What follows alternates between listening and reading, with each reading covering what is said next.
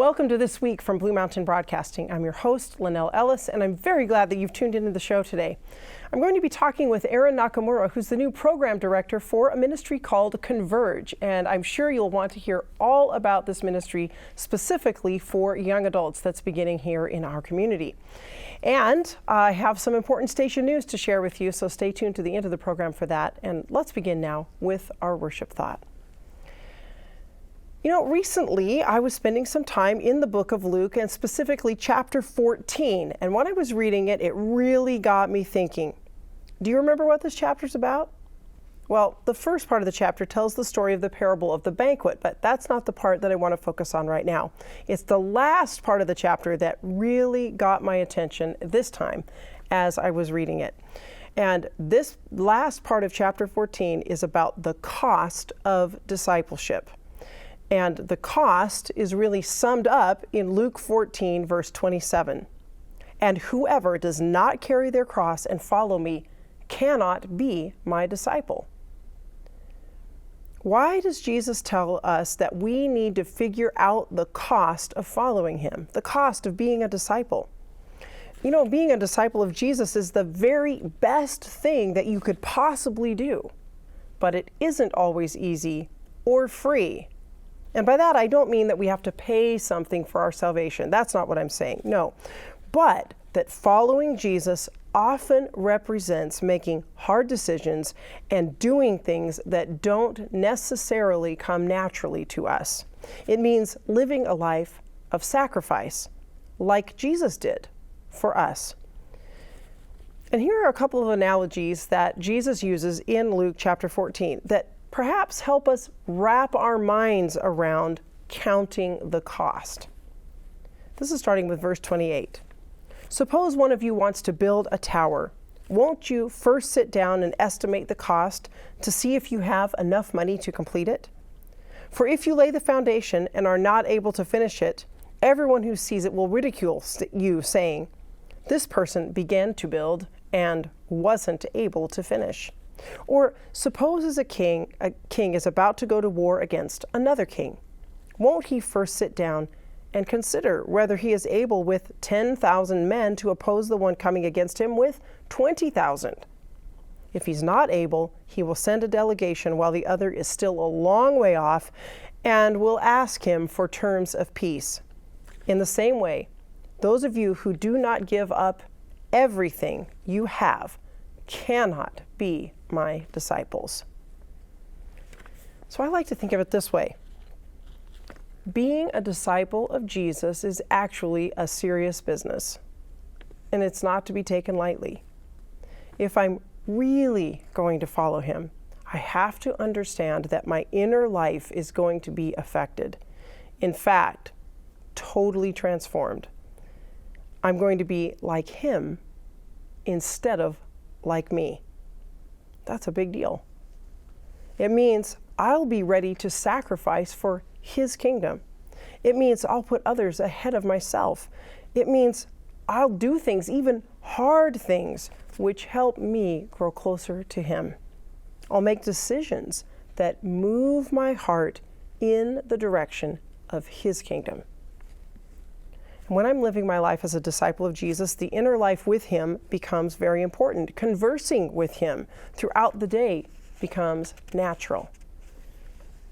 Oswald Chambers wrote about this and on this topic about connecting with Christ through prayer. He said this: "It is impossible to live the life of a disciple without definite times of secret prayer.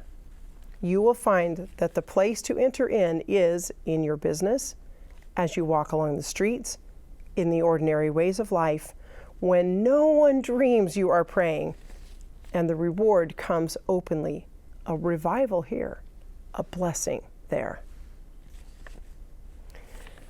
And when we follow Jesus, we don't just act like other Christians around us. We act like him. And I love this quote by Christian author Jerry Bridges on that topic. Many Christians have what we might call a cultural holiness. They adapt to the character and behavior pattern of Christians around them. As the Christian culture around them is more or less holy, so these Christians are more or less holy. But God has not called us to be like those around us. He has called us to be like himself. Holiness is nothing less than conformity to the character of God. Yes, Jesus is calling us. He's calling me. He's calling you to be his disciple. And when we count the cost, we realize the true cost of being his follower is to give up everything for him, to surrender our whole beings to him. Instead of living for ourselves, we are living for the King of the universe, and that's a very wonderful thing to do. Stay tuned. I'll be right back.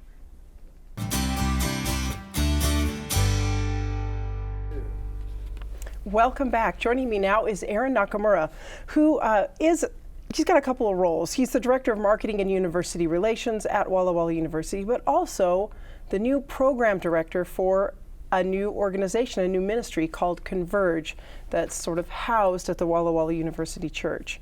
Good to have you on the show. Thank you, Lynelle. It's great to be here. Okay, so tell me about the origin of Converge. So the origin of Converge came about when I was just sitting down with a couple of friends here in a local cafe here in Walla Walla, and we had just started talking about what there is as far as for young adults, for young professionals rather, when it came to spiritual community, but also just a mere social community. And we had all landed in the same conclusion that there really wasn't much as far as consistency for young professionals. Mm-hmm.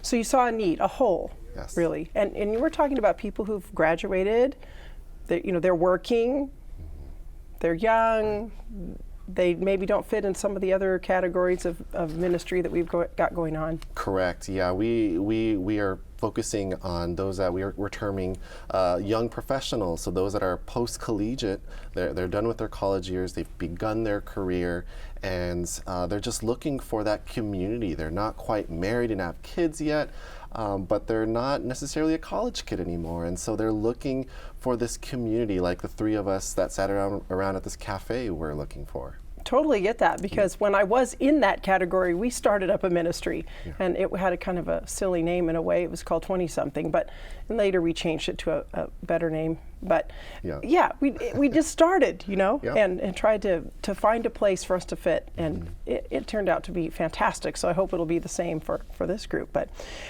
so what needs then, and we've alluded to it a little bit, but what needs do you hope that this group will meet?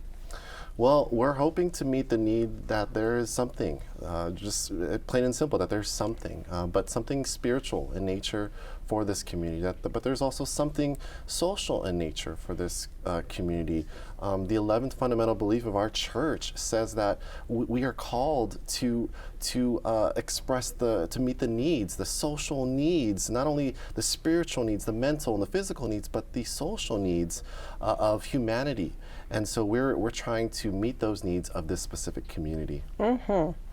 So Converge then is for a very specific age group, really. Not that you've put numbers on it, but.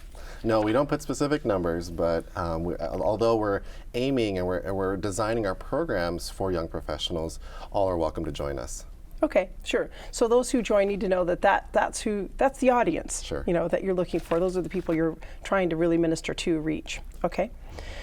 So how did you come up with the name Converge for the group? Well, when we were sitting around this table and thinking about what we can create, we thought of this idea of coming together and making it a biblically rooted program. And so we looked at all of the moments in the Bible when Jesus was carrying out his ministry here on earth, when he fed the 5,000, when he assigned the Great Commission to his disciples. There were moments when people came together. And so when we look at even moments where Jesus healed, when Jairus in Mark chapter 4, and he begged Jesus to heal his daughter, Scripture tells us that Jesus went with him and a great multitude followed him. Mm-hmm. And so when we look at all these great moments in the Bible, they all happened when people came together. And so we thought of this concept of converge, coming together, and their converge came about. Okay, and it's kind of I'm sure as a marketing person, you can't help but think, does this name sound good? Does it sound appealing? Does it have appeal? Will it draw people to it? That's kind of important. It is, and it's something that we wonder just about every day. But we think that we believe firmly in the Scripture and all these moments where people come together and they converge for something amazing. Yeah. So what a great name, and I think now we really need to know. Okay, so you're starting this new group. There's at least 3 of you that got the idea going. How do people become a part of it? Well, there's a few ways that one can be a part of Converge. And the first way is obviously to come to one of our events, to experience what it's like to be at a Converge, whether it's a worship program or it's a social. Come out and see for yourself what Converge is all about. The second way is that individuals can get more involved than just being a person in the audience, although we value them too. If they want to be a part of our team, we're looking to expand our core team. We only have about 5 or 6 of us that are leading this charge, and we're looking to grow that core team. And third is, of course, when you're not supporting or when you're looking for a way to support above and beyond Blue Mountain here, we are funding this out of our own pockets. Many of us are funding the technological needs, the refreshments, the lighting, and a lot of the expenses are really coming out of our own pockets. And so, of course, if you or anyone feels the need to support this financially, of course, that's a need as well. Yeah, for sure. I want to say yes, because I'm not in that generation anymore. The time has passed. Yes. But I know exactly what it's like to be in that that age group and have those needs that you're talking about. Yeah. So we know that there's been some support from the Walla Walla University Church. How does that work, and what are these events that people can come to? Well, we strongly believe in an intergenerational church. We don't want to take away church members from churches here in the Valley, and that's not what this ministry is about. It's about supplementing what our churches are doing here in the Valley. And so when we came up with this concept and we came up with this idea of coming together and as Converge, we wanted very much to be a part of a church. And so we thought, what better church than the university church that can be a beacon for this valley? And so we approached the church and said, hey, would you be interested in providing the place to make this happen? And of course, the pastoral leadership were thrilled to have something like this housed at the university church. Okay, so these Converge events that you're talking about so far, at least the worship ones, where, how will it be? There's a number of events that we have coming up. Our first night of worship event is coming up on November 12 at 5 p.m. in Hubach Chapel. Okay. But we also have social events. We also have service events that we have in the planning. And all of that you can find on our website, convergewallawalla.com. Okay, and I want to come back to that website too in a minute. I will say it again in case you didn't jot it down fast enough. But we have a video with, I think, maybe some individuals talking about why this is important. Yep. Okay, so let's take a look at that right now. If you ask many people my age, and I'm slowly approaching my 30s, one of the hardest things as a young adult is to find community. I think it's really important to build community, and not just any community, but a spiritual community. Community is important to me because it helps people connect and socialize. Sometimes when we think about ministry, we solely just think about church functions or programs, and not a lot about the social component. I think that we learn to accept God's unconditional love when we see that others can love us in the same way. And I think that's why God encourages us in the Bible so many times to love one another. Throughout the Bible, we can find many instances where amazing things happen when people come together. And throughout the Gospels, we find Jesus gives some of his most valuable lessons to his followers when they came together. Jesus assigned the Great Commission to his disciples when they gathered together. Jesus fed the 5,000 when they gathered together. Many of the most amazing moments happen when people come together. And that's what Converge is, a young professional community here in the Walla Walla Valley where people come together to converge and nurture something amazing. If community is what you're looking for, perhaps you can find it here. So come, check it out. It's Converge. Maybe it'll work for you. Hope to see you there.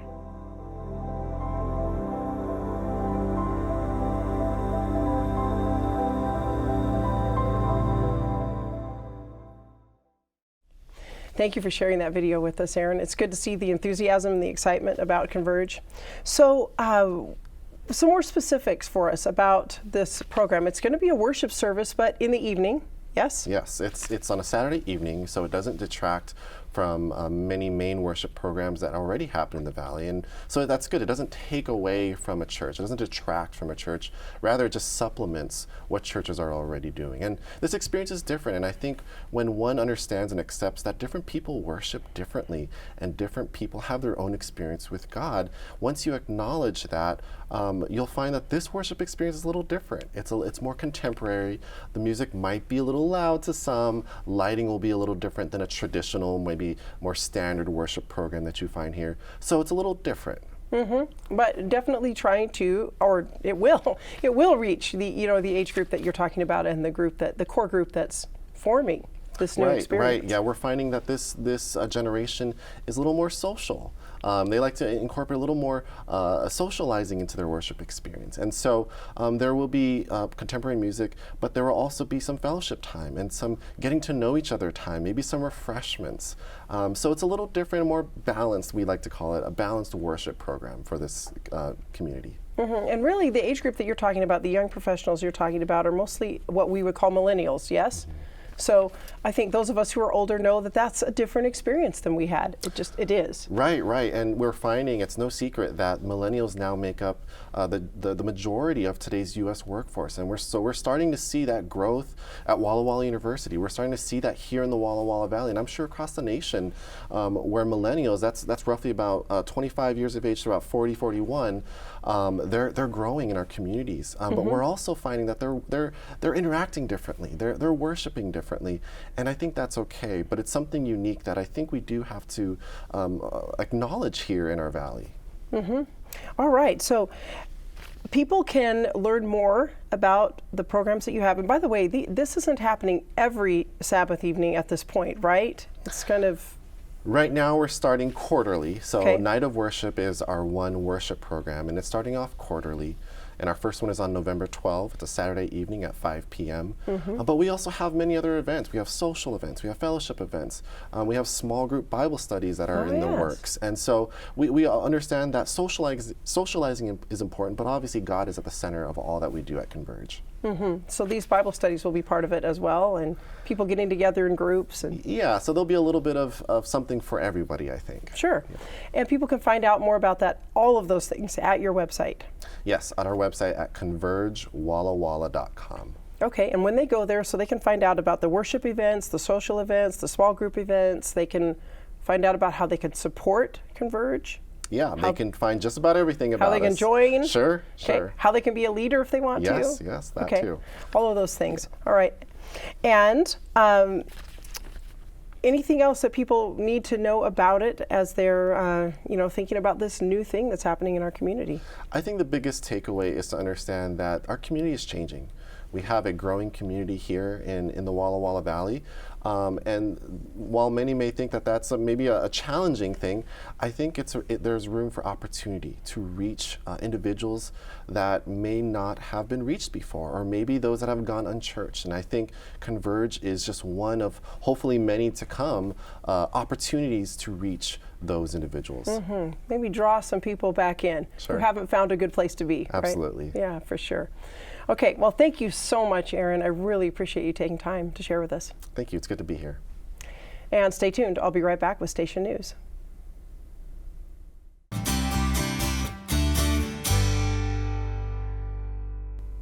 Welcome back. It's time for the exciting news. I don't know what could be bigger news than the weekend and week that are upcoming here for Blue Mountain Broadcasting. Blue Mountain Television is hosting a fantastic weekend at the Walla Walla Valley Academy Auditorium. And this weekend is featuring Dee Casper as our speaker. He's from Core Evangelism. He's a young speaker. He's energetic. You'll love his presentations about Jesus. And along with him, we're having the reunion of the Rejoice Trio, who got their start here at Blue Mountain Television in 2015. They weren't even a group until we asked these musicians to come and share some music for us, and they've just been going strong ever since. Of course, one of their members, Hannah Schaefer, has been in Thailand for a year and now gone away to California to school, so it's more and more difficult for them to get together, and they actually haven't played a concert together since before Hannah went to Thailand, so it's been well over a year. So this is a great opportunity to hear them in concert at 3 p.m. on Sabbath at the Wava Auditorium. And also they'll be playing music on Friday night for these programs. That starts at 6:30, so November 4, Friday evening at 6:30. And they'll also be sharing their music at the worship services, Sabbath School and Church, which will be taking place starting at 9:30 a.m. also at the Wava Auditorium on Saturday, November 5. Now, I must point out to you that this special weekend, Happy, Healthy, and Saved, it's called, is only available in person.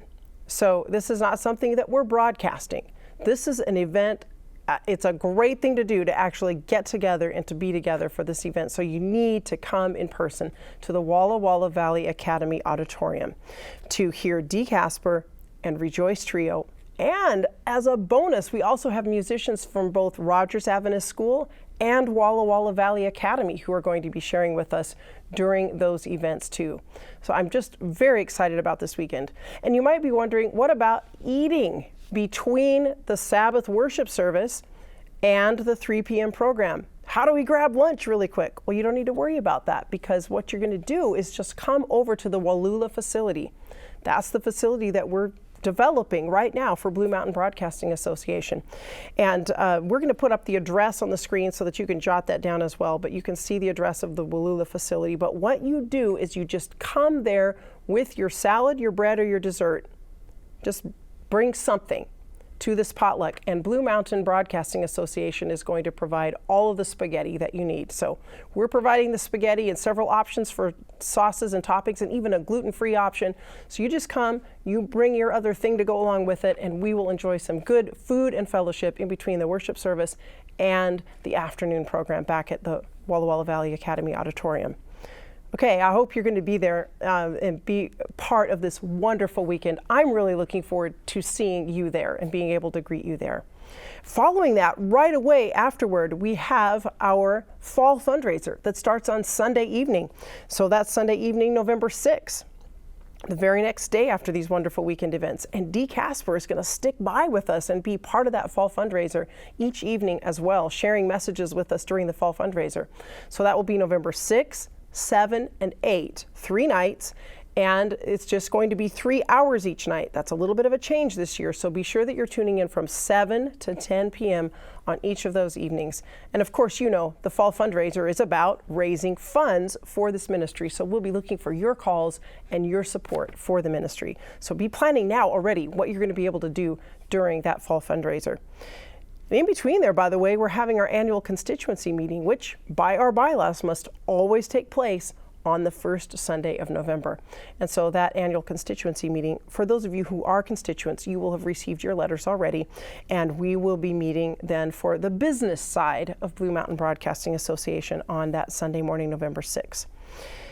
Finally, I need to give you a little programming note, and that is that Secret Life of the Desert is just going to take a slight pause this week while we have our fall fundraiser. So we will not premiere a new episode of Secret Life of the Desert this Sunday night.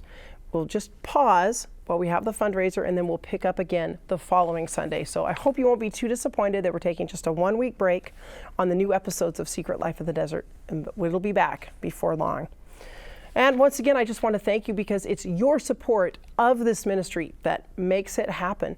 It's your gifts, your time, your volunteering, your commitment, your sharing it with others, you praying for the ministry that keeps this thing happening here in our community. So thank you for that.